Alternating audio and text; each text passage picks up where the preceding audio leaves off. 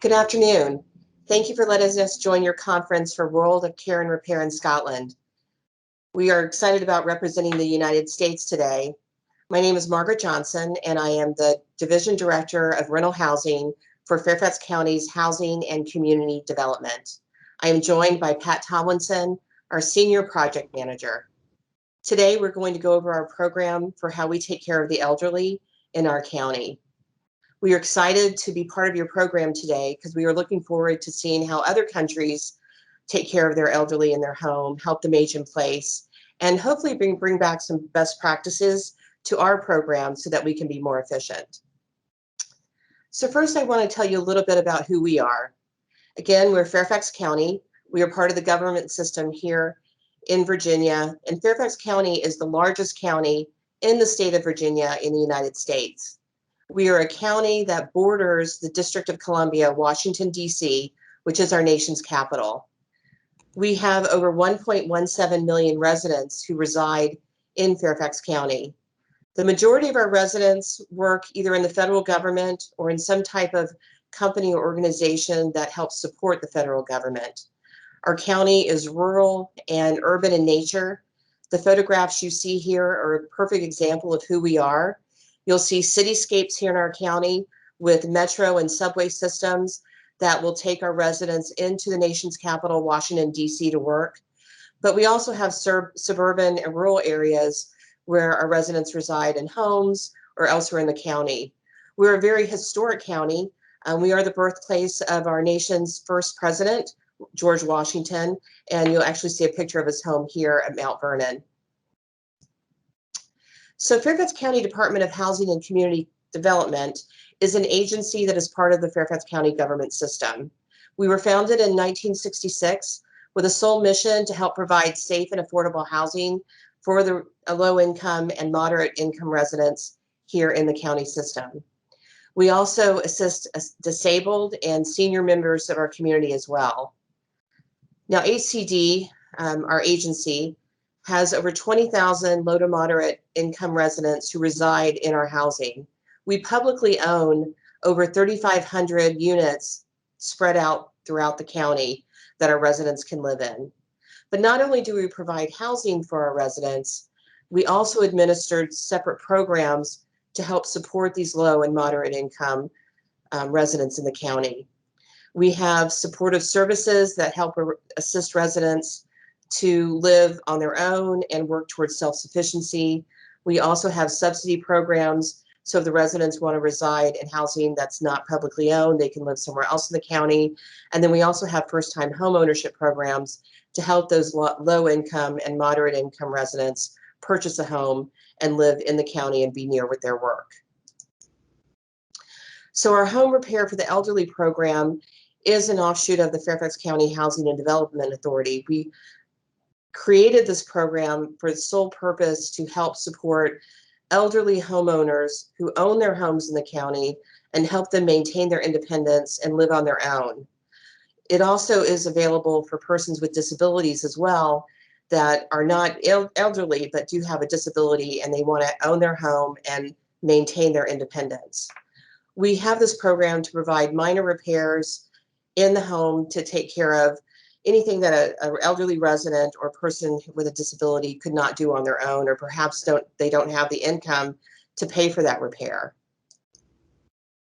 So what we provide is up to $500 in materials and labor to take care of whatever the homeowner needs and qualifies for in our program. There is no charge for the materials. There is no charge for the labor that we provide. The $500 is allowed to be used over a 5-year period. It can be used one time, or it can be used for several years to take care of these different little minor repairs or projects that need to happen in the home.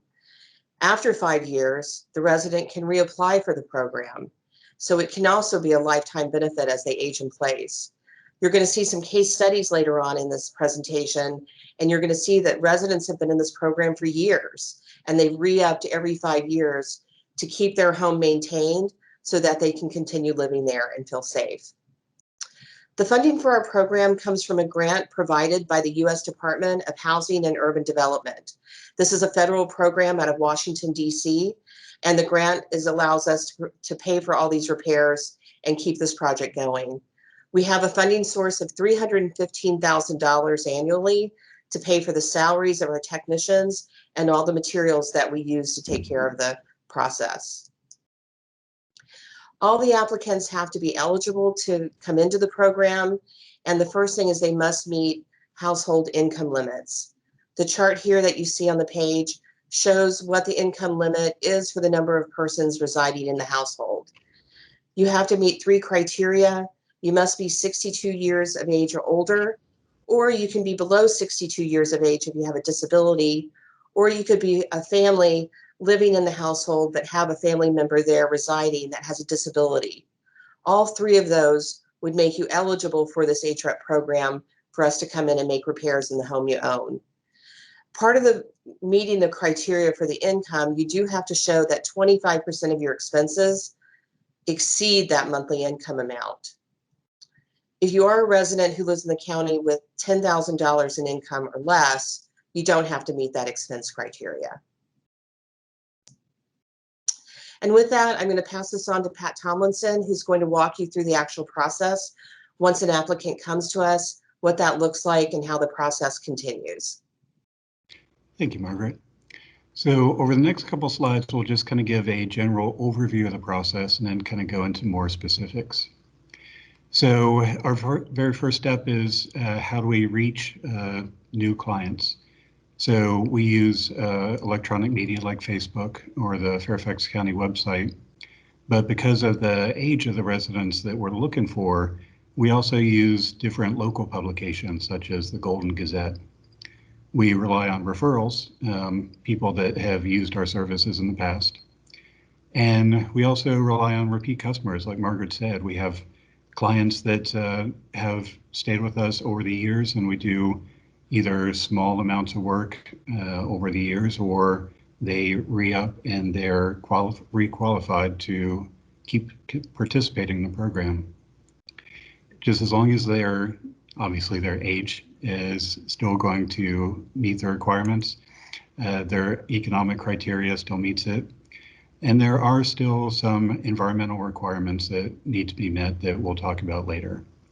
In the middle, you see Tamika Hawley. She is our HREP scheduling manager. She is the first person that the residents generally talk to. Also shown as the shop where any work that's not actually performed in a resident's house, they can perform in a shop and then take to the residents. So you see on the left, Dave and Vance, 2 of our HREP technicians. You'll hear about them a little bit more later. But the process continues. So we establish the projects that have to meet our program criteria, and we'll talk about that. The technicians will go out and conduct a site visit and an initial consultation. So they'll talk to the resident about what their needs are, what we can supply for them. They'll generate the project schedule, and if there's any other additional work that we can do for them, they will discuss that as well. The work is performed as agreed. And the final step is that the residents complete an exit evaluation form that basically just assesses the successes for the project, as well as hopefully gives us any kind of ideas to improve the process. We also include things that if the project scope falls outside of what we can supply, we have regional partners and nonprofits that we can direct the residents to. But the scope of work that we can do includes minor electrical, minor plumbing, gutters and downspouts, installation of grab bars and hand railings. Obviously, safety concerns for our elderly residents are a very big issue with us, and general electrical issues. Things that do not fall within the HREP scope are appliances. We don't generally replace refrigerators or dishwashers. We do not replace gas water heaters, but we will replace electric water heaters.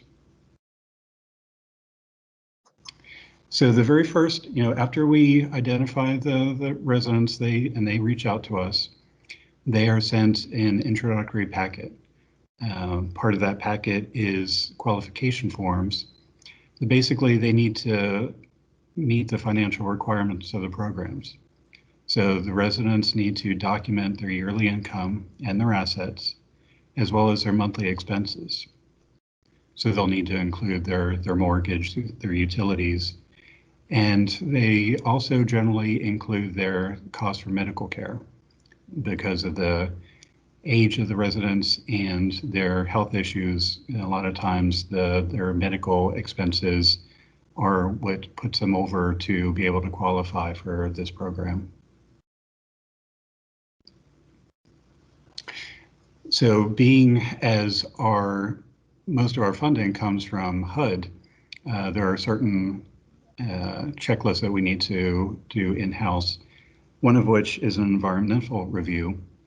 So that is a regulatory step that we need to confirm that the resident's house does not encroach into a floodplain, that the house is not located near an airport that's in the runway clear zone, and that anything that we do will not result in changes to the zoning density or the designation of the house. So once all the approvals are met, then the residents receive a letter stating that they've been approved for the program. So the HREP scheduling manager, Tamika, contacts the residents directly to schedule the initial inspection by the HREP technicians. So the technicians assigned to the program will coordinate with the client and go over the project scope and the time frame. And again, if there are any other issues that the resident hasn't addressed with us yet, it's basically a chance for them to look at the house and just kind of see if there's anything else that we can do for them. So the evaluation letter. So after the project is all done, the residents are asked to complete this questionnaire that tracks their experiences. They're encouraged to provide any feedback to basically help us improve any aspects of the program. And we're going to look at 3 of the case studies of projects that we've done, and we'll talk about basically the survey responses that we got. So case study 1 is a 65-year-old disabled Fairfax County resident that lives in Falls Church, Virginia. She's on a fixed income and has been a client of the HREP program since 2018. This program, the project that we're looking at now, is she's got a freestanding garage that had original wooden garage doors. One of her issues was that the garage doors were well beyond their useful life and were basically a hazard. As you saw in the previous picture, part of the garage door completely deteriorated and was covered by a tarp.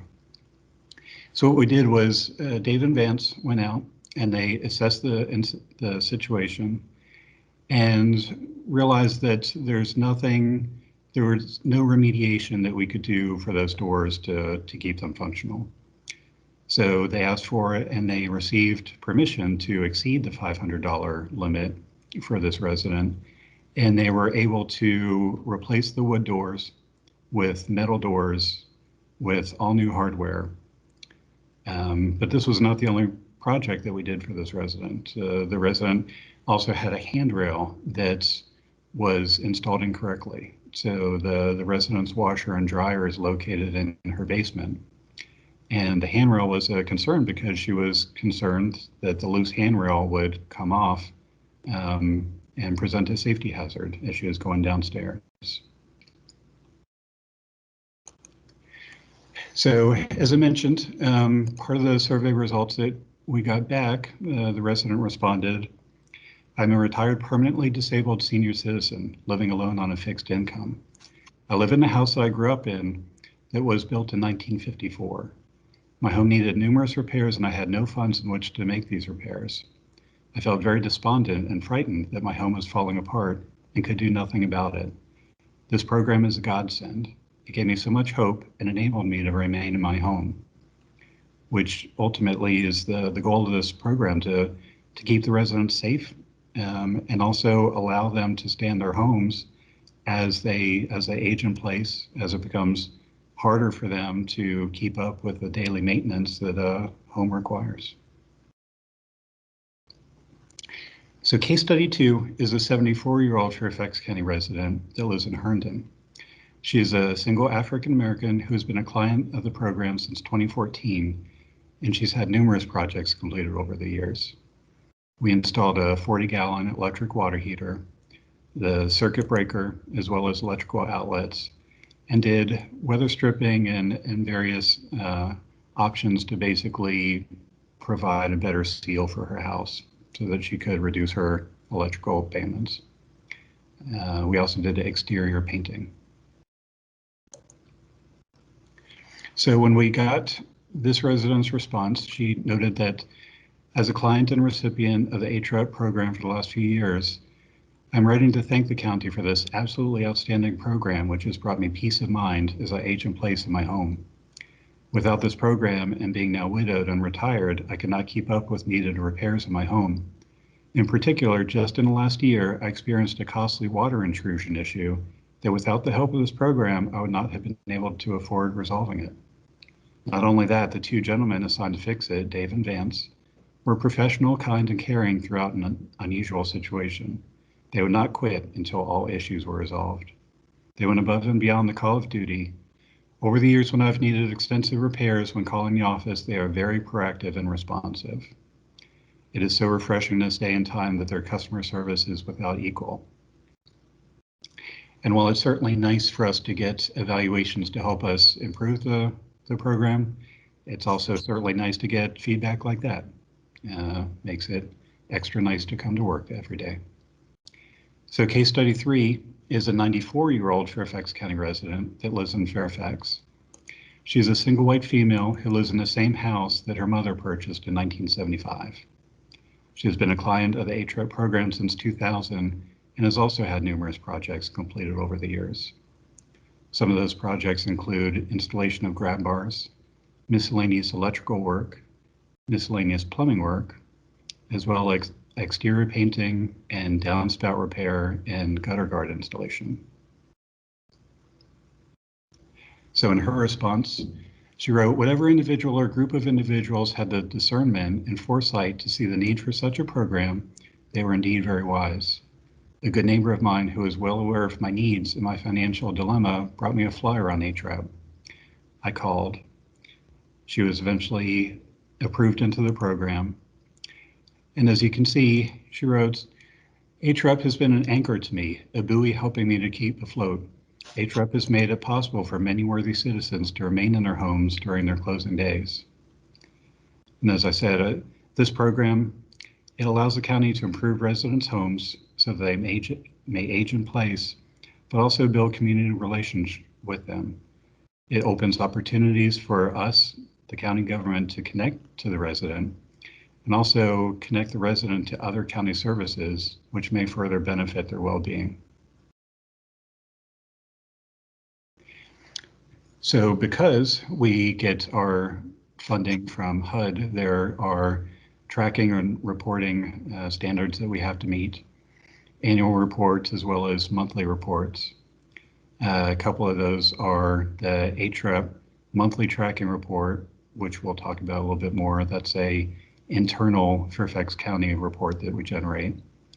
There's the HUD activity summary report, which is a yearly report that is sent to HUD. There's the HUD CDBG monitoring report, which is also a yearly report. And there's data which is included in the strategic plan for the Fairfax County Redevelopment and Housing Authority. So that strategic plan is a yearly plan that the FCRHA basically puts together so that it can be published along with other information so that the Fairfax County residents can track and see where their tax dollars are spent, and provides an overview of the programs that we're currently working on, that we've previously just completed, and also what we plan to do in the next couple of years. So what you see here is an example of the ATREP monthly monitoring report. Again, that's our internal Fairfax County report that tracks the work and the expense amount completed in each home per month. As you can see on the right-hand side, each resident is given a case number that we use for tracking for auditing purposes. And it also tracks the work that was done each month, as well as the amount that was spent each month. So those reports are combined together. Those 12 reports are combined to so that we can submit them for the HREP CDBG activity report. Again, that is an annual report that we send to HUD and tracks the amount spent on program for the year, as well as the demographic characteristics of the program participants. The HREP CDBG monitoring yearly report, again, is a yearly federal report that we send to HUD and tracks the individual repair made in each participant's home along with the total cost. It's a requirement for the CDBG grant program that we utilize for this funding. And while it's hard to see, the form on the right actually includes two of the case members that we discussed, the two that are highlighted in yellow, basically just to show that all the projects that we do on a yearly basis are tracked, recorded, and ultimately sent to HUD for their tracking and auditing purposes. Thank you, Pat, for presenting the reports and the case studies. I hope that by seeing those 3 different case studies that we've done, it shows the kind of different areas that we hit in the county and the different types of homes we go into to help take care of repairs and safety issues that an elderly or disabled person might need. And then we look to the future of our program. The program came on board to the Rental Housing Division where Pat and I work in 2020.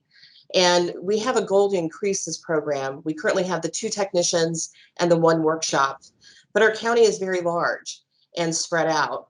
And so we have a goal to have 2 workshops, one in the north part of the county and one in the south part of the county, so that our technicians have a centralized location in both areas where they can work on the materials and quickly get them to the residents in their homes in that part of the county. And we do also want to understand best practices and successes in other programs throughout the country, or even in different countries like we see today in the conference. You know, this is new to us here in this agency, and we want to kind of grow the program and make it larger than it is, but also find those efficiencies and ideas that we haven't seen yet that might better serve Fairfax County residents.